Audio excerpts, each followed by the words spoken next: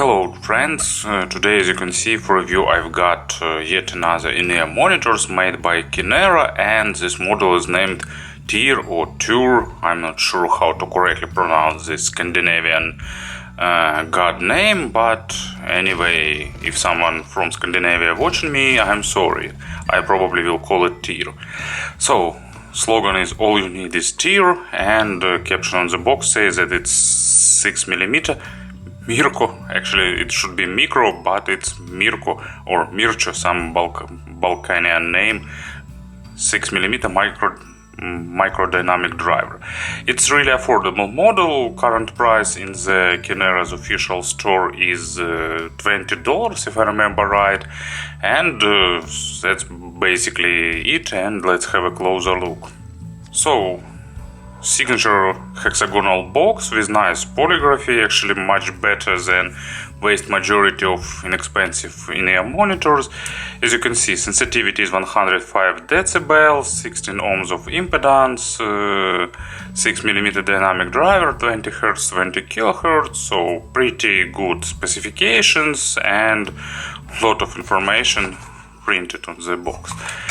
Inside we'll have additional card with links to the Kinera's website,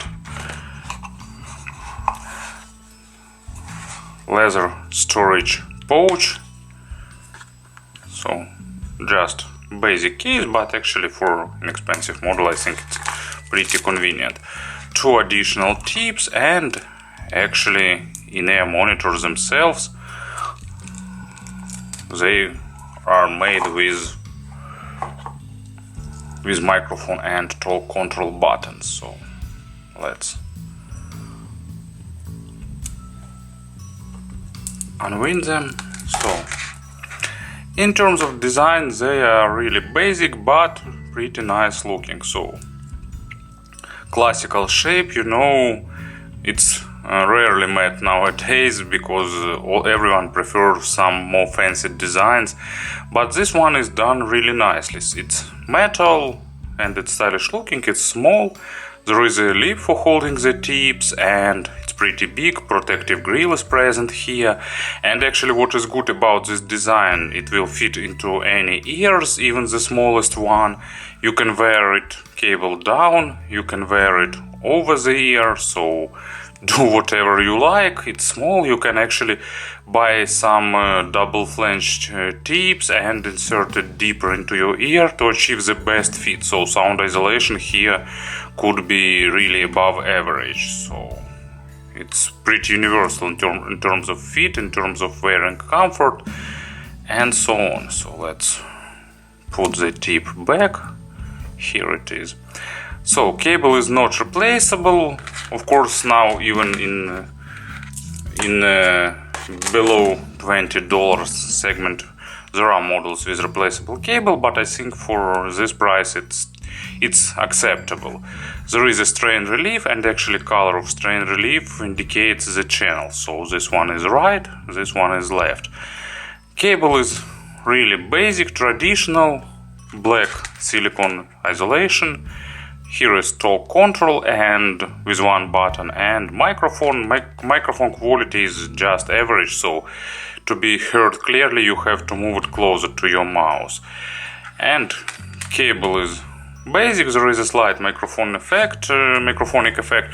To deal with it I prefer over the ear wearing, but it's not probably a deal breaker here.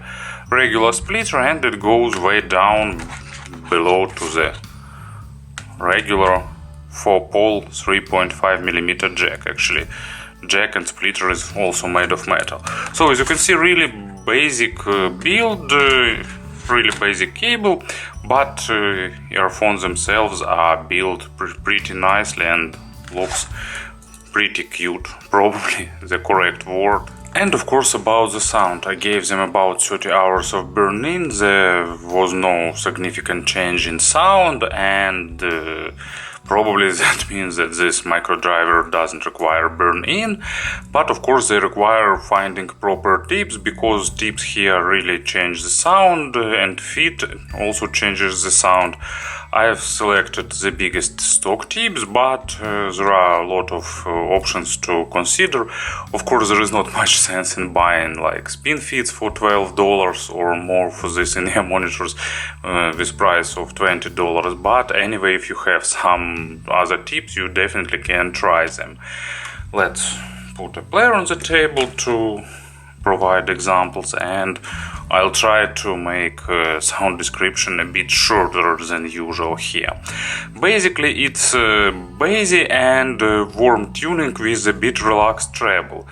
Kinera provides almost flat frequency response chart, but maybe it's flat in terms of amplitude, but actually there is definitely smoothness over the mids and softness on the treble, because they are pretty relaxed in this area. But let's proceed step by step.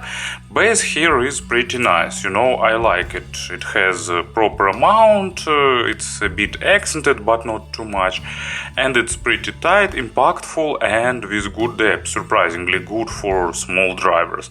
It's second example when small micro dynamic drivers offers really good bass response.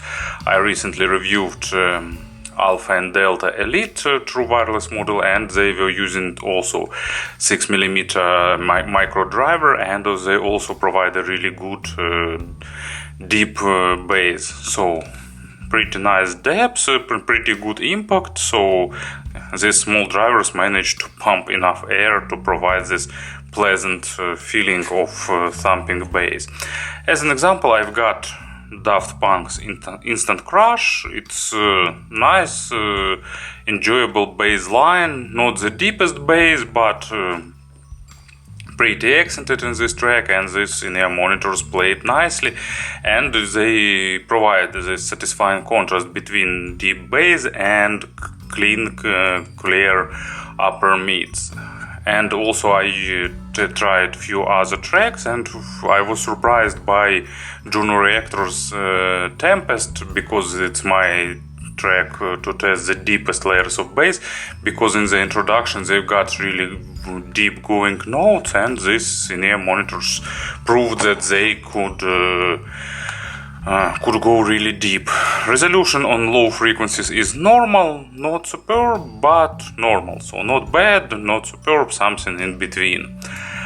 Mids are on the softer side, so resolution is average, let's say. So it's a bit lower than for low frequencies, but still I can't call them lacking resolution too much. It's just tuned to be sounding warmer and a bit relaxed.